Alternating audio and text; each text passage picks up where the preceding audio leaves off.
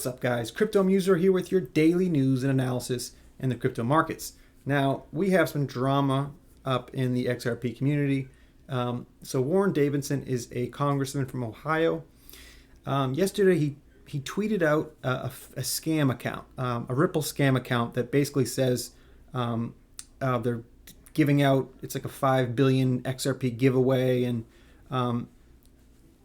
it was a scam. And you know, we can give them the benefit of the doubt. You know, everybody gets scammed out there, especially on crypto. I mean, it's very easy to make these accounts look real. And it, you know, if you go to the website that he got scammed from here, it actually does look very legit at first glance. But when you do a little, you know, research, anybody in the XRP community would know for sure that it was a scam, because we've seen these before. But, you know, do we give him the benefit of the doubt? Because, you know, everybody can get scammed, but he is a congressman, and you know, when he tweets something out, you'd think that, you know, he has a group of people that are, you know, vetting stories and stuff in this nature to make sure you're not putting out false information, right? So it is suspect. So what he tweeted out was basically this. First of all, I'll just read Jungle Inc.'s tweet here. "Come on, Warren Davidson, you got fooled by a scammer. Stop with the pending authentication. You made a big error and need to apologize to Ripple and Brad Garlinghouse. Silly tweet, redact it." So this is what he first posted. So if a central authority can dilute the value of all XRP by issuing 5 billion new tokens. So the scam was that it made it look like Ripple was a central authority behind XRP, and it controlled the supply, and then they could just add more tokens to the supply. And we've heard this FUD, the XRP community, many times, right? And we know it's FUD. We know it's not real, because we understand that, you know, Ripple does not control the XRP ledger. So, you know, for Warren Davidson to tweet this out is suspect. First of all, you know, he did delete it right away, but then he put out another tweet that let's see if I can find this other tweet here. Let me just get it up so you guys can see what he said. Hold on. Okay, so this is the second tweet he put out. Deleted tweet referencing the distribution of 5+ billion XRP by the central authority controlling supply pending authentication. So he's not even, you know, he still thinks it could be true, right? I mean, how hard is it to just Google, you know, if you tweet something and you delete it, how hard is it just to Google it and see, maybe this is a scam account, right? So, you know, I want to give him the benefit of the doubt, but it looks sketchy, right? But then, you know, don't give the XRP community some, you know, something to go on, because they will, you know, take it on pretty hard. So this is what we got after all this nonsense went out. So then Digital Asset Investor tweeted out, "The story here is not that Warren Davidson made a mistake and tweeted a fake Ripple article. The story for me is whether he just outed himself as a closet anti-Ripple Bitcoin Ethereum maxi. I think he earned the benefit of the doubt, but I do admit my antenna is up. Am I wrong?" I mean, you're not wrong, right? I don't think anybody. I mean, yeah, I'm sure you can give him the benefit of the doubt, but, you know, why put this out? Like, it just makes no sense. Why even, you know, as a congressman, you think you'd be, you know, more careful about what you put out there. Especially this day and age with misinformation that goes out so easily. Why put it out there and then delete it right away, and then put out another tweet saying, "Oh, we're waiting for authentication to see if that tweet was real"? I mean, it just makes no sense, right? It's obviously making my antenna go up too. So let's look at what Mickle Market said about this. "I always wondered why Representative Tom Emmer, that's a rock star right there in my book. He is the congressman out of Minnesota. So I always wondered why Representative Tom Emmer and Warren Davidson were drafting different bills for crypto regulation. Tom Emmer has openly stated XRP is not a security. Today, Warren Davidson made it clear he likely thinks it is. True colors coming out. Now, this is still just, you know, speculation on like what his intentions actually were. But then TAIG, he is the ultimate Twitter sleuth out there, always finds the dirt, and then all of a sudden things start to make a little more sense. So this is where it gets a little more interesting. So TAIG tweeted this out. Warren Davidson, now I'm even more concerned. Did your Token Taxonomy Act have anything to do with the Enterprise Ethereum Alliance? I need to know because the SEC threatened to attack innocent XRP holders, which would be me and my family. Now, check this out, guys. This is where it gets really interesting. So, TIG tweeted this out. The Token Taxonomy Act framework was developed by more than 24 businesses and overseen by the Enterprise Ethereum Alliance. I mean, there's one connection there. And then even on the Enterprise Ethereum Alliance page, Alliance partners with JP Morgan, Microsoft on token taxonomy. So the Enterprise Ethereum Alliance, at Ethereum member-driven consortium, has announced the launch of a blockchain-neutral token taxonomy initiative, which includes, among many high-profile partners, the Wall Street financial institution JP Morgan Chase. According to the press release published April 17th, the EEA's, obviously the Enterprise Ethereum Alliance Token Taxonomy Initiative, intends to drive enterprise adoption by defining tokens in non-technical cross-industry terms as cryptocurrency and blockchain. So obviously now there's a connection between Warren Davidson's Token Taxonomy Act and the Enterprise Ethereum Alliance. I mean, I know this is just, you can't, it's hard not to, it's hard to look past this kind of thing, but it also is, I mean, it looks bad. We'll put it at that. But I do want to give him the benefit of the doubt. He did speak.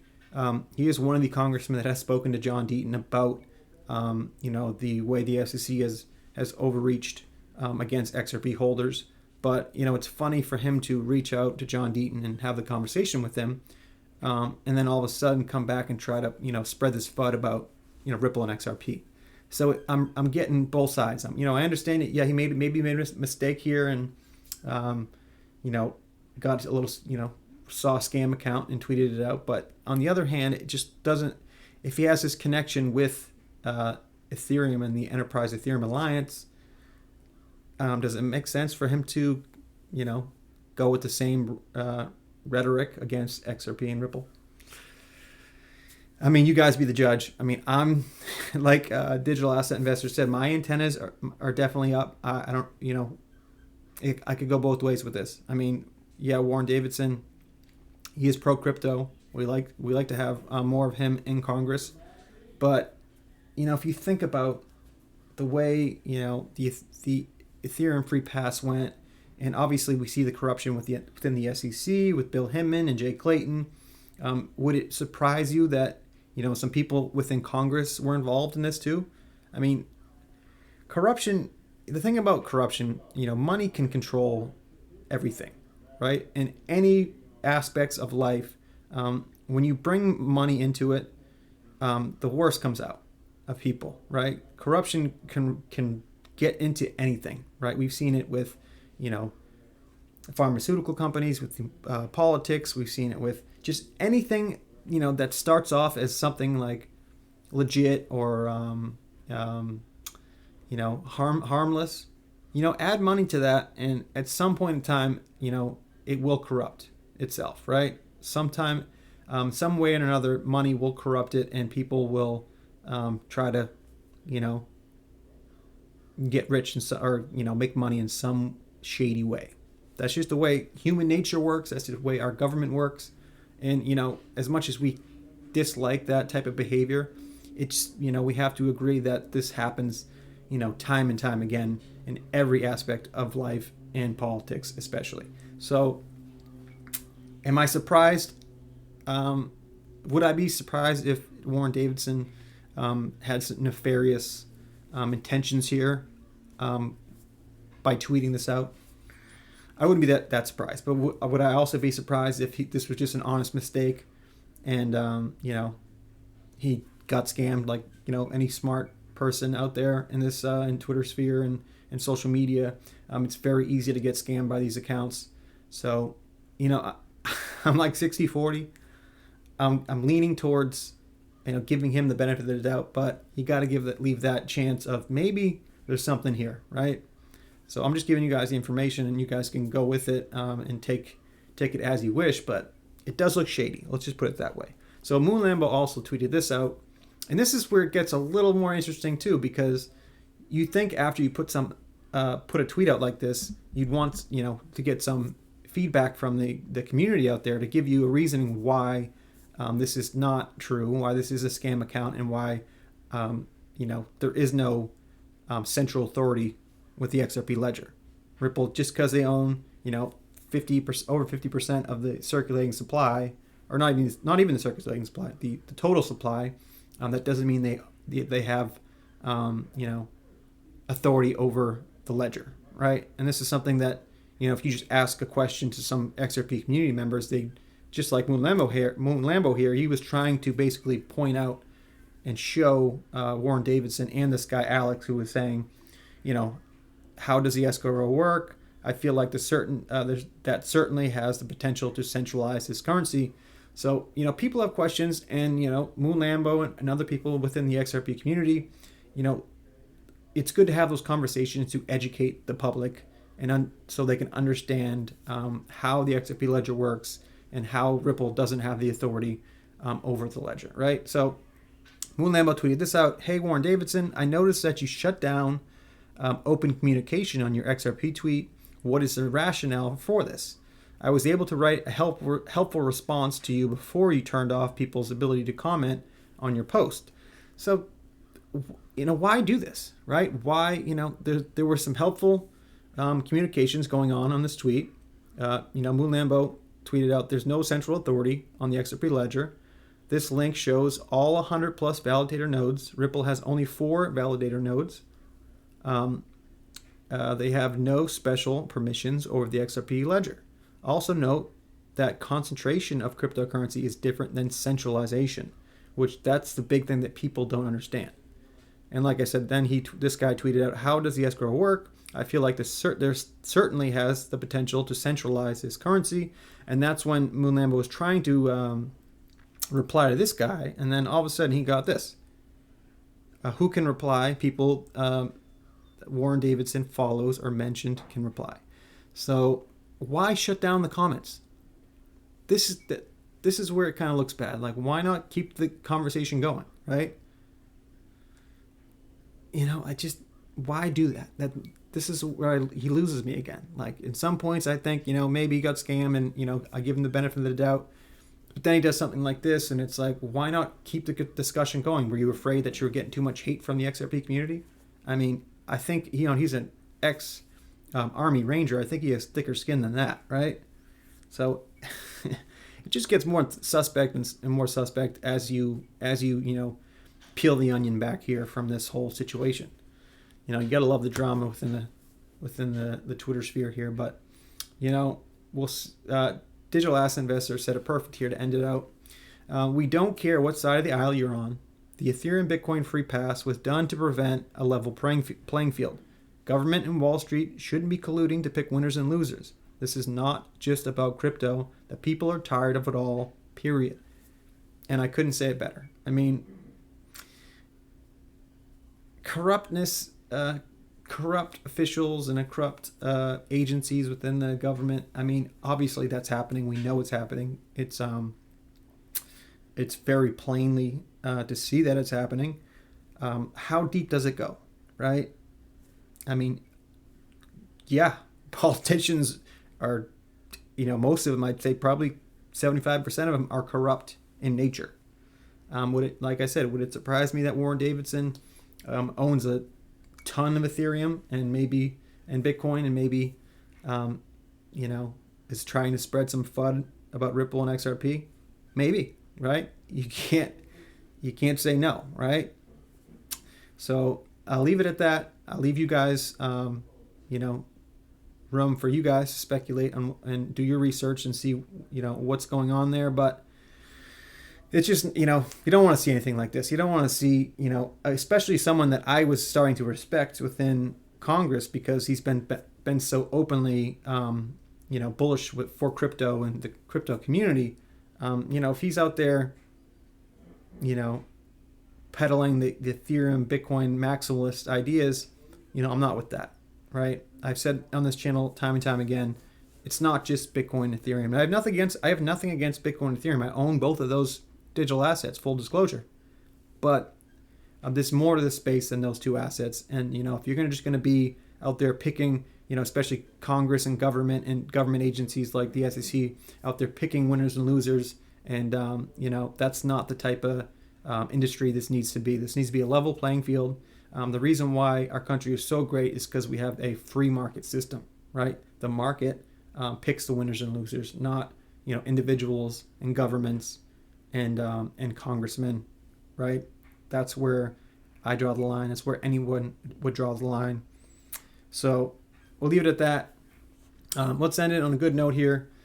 Mac Attack XRP tweeted this out. 165 million XRP sent to Ripple's ODL, Bitso, and some major exchanges. These funds were shifted in lumps of 13 million at a time, 30 million, 40 million, 22 million, and 20 million XRP is sent. So Bitso is one of the major exchanges that connects major institutions with ODL, right? So the next chart I'm going to show you really shows how important this is. So Tranglo is a Ripple partner, and they announced, if you can't read it down here, you can make it bigger here. So Tranglo, this was, I believe, February 28th, so this is a month ago.